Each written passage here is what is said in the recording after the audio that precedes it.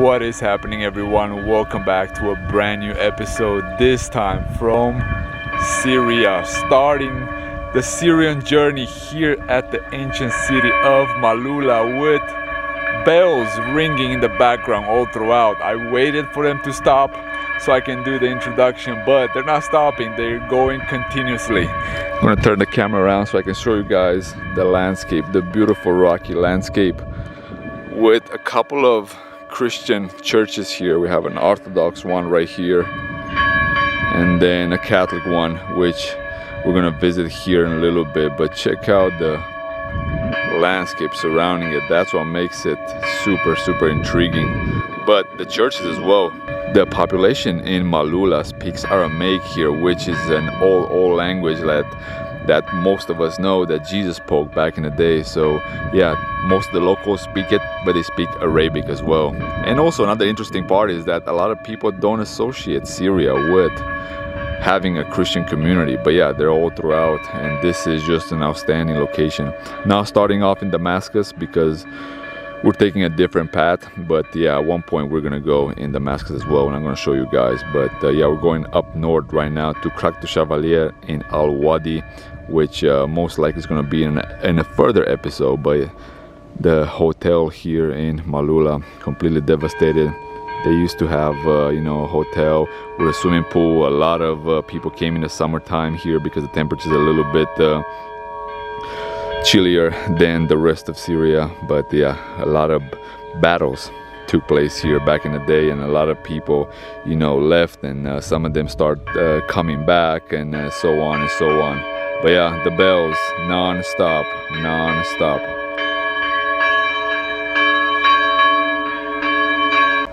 And lots of caves all throughout this region as well. It looks like some people took shelter here.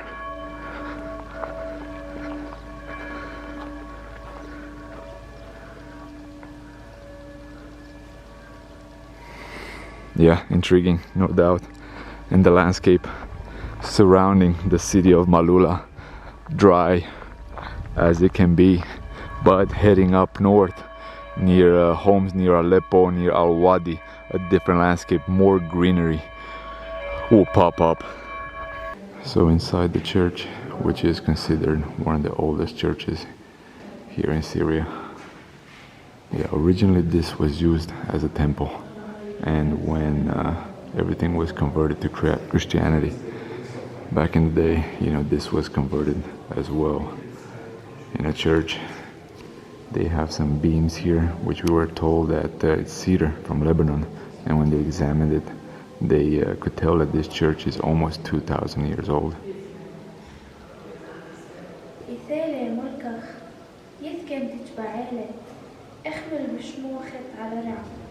أبلاح لحم وحتي عيال يومه وفرلاح اختياطه أخمل أنا المغفرة ومخت عالمية ورجع برنا حتى اللي بيوتها بيس حفر النوح مشاهدة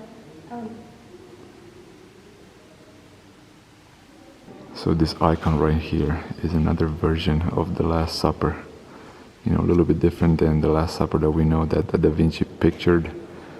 We have Jesus on the left side rather than in the center, and the table is like a semicircle table with the apostles around it.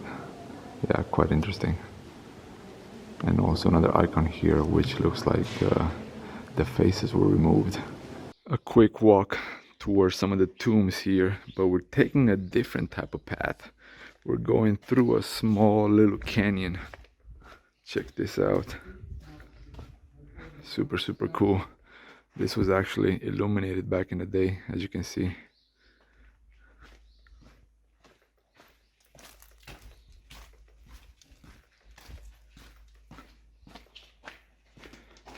And some water still running through.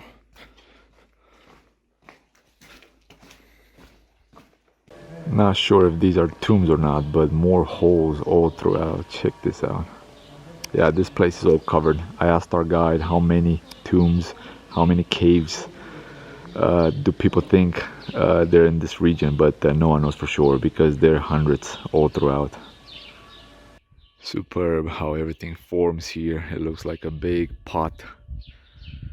Outstanding.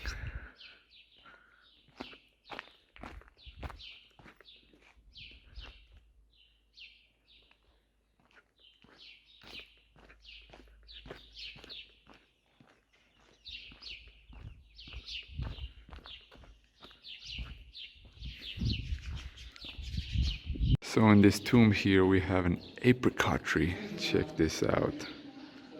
So interesting. There's actually a spring as well. Yeah, superb location.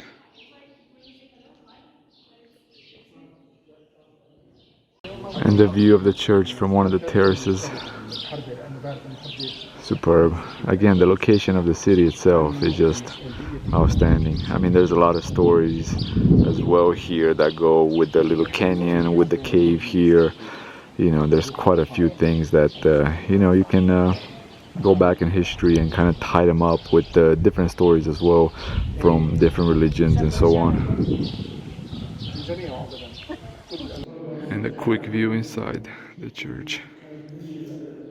Yeah, this church was affected as well by the war.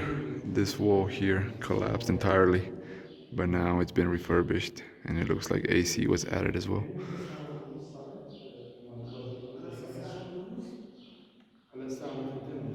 Let's take another look. Superb. Yeah, this is something that you do not expect when you hear about Syria.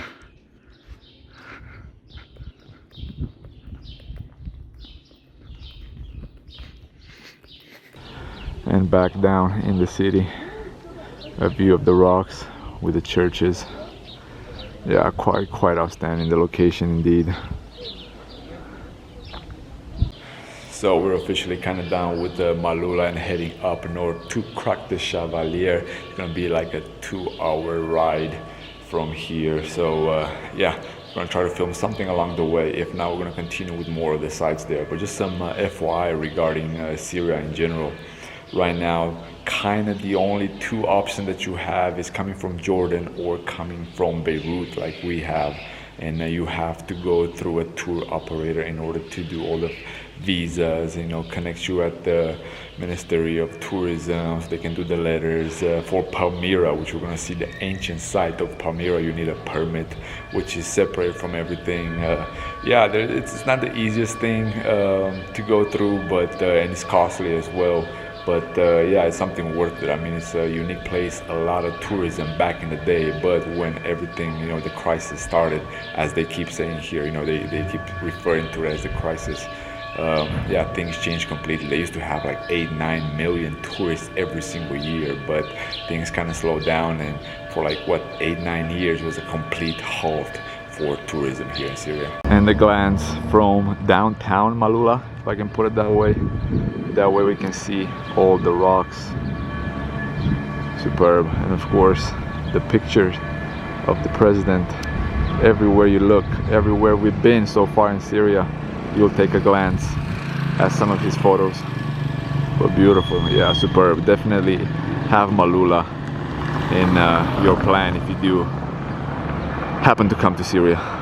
So it's still Ramadan, so that's probably why the streets and shops are all closed down right now. It looks like you're in a deserted town. If you just look at what's taking place, the activity here, pretty much non-existent. Just the sound of the bells. I mean, that bell's been going on for like, what, an hour so far, and it's still, no, it doesn't have any plans to stop, it looks like.